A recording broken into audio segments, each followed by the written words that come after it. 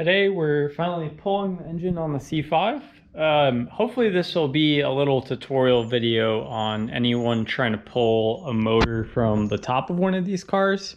It's a little bit tricky. I read on a couple forums how to do it with minimal effort. So a couple things to note before we even get started. I pulled my steering rack out. It's a major pain in the ass. You have to like lower the subframe a little bit and pull it out. Apparently you can get away with leaving the steering rack in and pulling the motor if you just lower the subframe about an inch, and then you can actually clear the harmonic balancer. So the harmonic balancer pulley sits right here and it interferes with the rack. So that's also the reason when you do cam swaps, you have to also take out the steering rack too. So we're going to loosen these bolts here on the upper mounts, engine mounts, and then undo the 5 bolts on the torque tube. I also have to disconnect the AC and the starter, and then we should be able to use the engine lift plate over there to get this thing out. I may have to remove this fender because I'm actually going to be using the crane off to the side like this and not from the front, because I just have too much space between where the bumper starts and splitter to where the engine hooks up. So I have one of those Harbor Freight like 1/4 ton lifts, so it's very minimal the amount of room you have with that arm.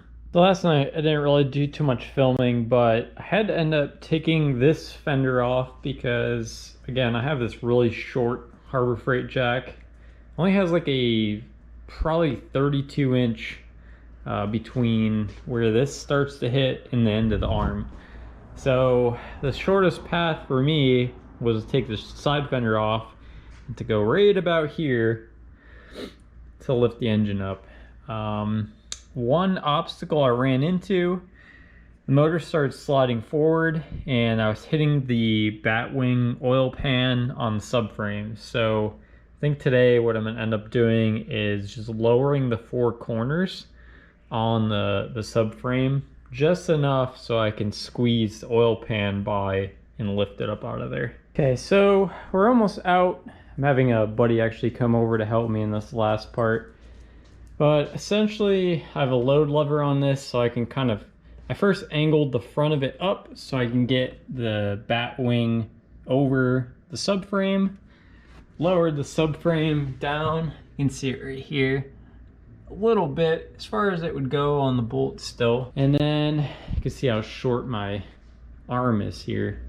It's pretty much maxed out, but basically I'm using this bar right here just to yank on the motor and just pull it forward, and it's just slowly working itself off the splines on the torque tube. I think I just got a little bit left. I'm gonna wait for my buddy to come over because we're gonna have to like get this up and over this fender here, so that's gonna be a little interesting. I just want to show you guys real quick how I did this, disconnecting the engine from the torque tube.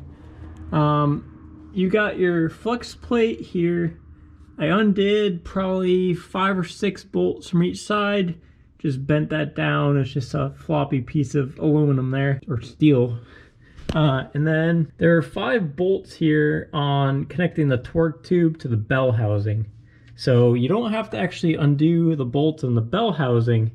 You just have to do these 5 13 millimeters on the torque tube. To get to the top ones, I just ended up using a flex joint connected directly to the socket, and then a pretty long extension, and then my ratchet. So wasn't too bad. You could see that there's actually a gap now. It's starting to separate.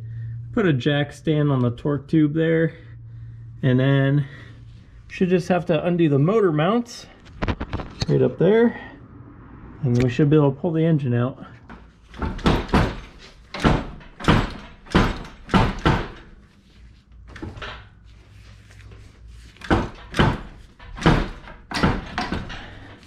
All right, so we got the motor out. So let me just explain what we had to do here, because I haven't seen any videos on how to remove an engine from a C5 from the top. So just to reiterate, you do have to lower the subframe a little bit. I would actually recommend completely dropping the subframe and having the engine supported on the hoist so you have even more room. Because with this Batwing oil pan, these side pieces here, they get caught on the subframe itself when you're trying to push the engine forward off of the splines on the torque tube. So if you can drop that as low as you can and get that out of the way and slide that out. We were lifting the engine up like this at this kind of angle, and it was kind of getting stuck, and it was due to the angle of the torque tube in comparison to the engine.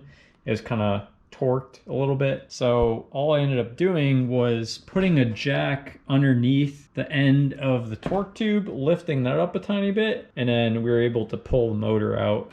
So you want the angle of that up higher too, the torque tube, as you're pulling the engine up off of it over the subframe. Hopefully that makes sense. I really wish I could film that, but we were just trying to get this engine out.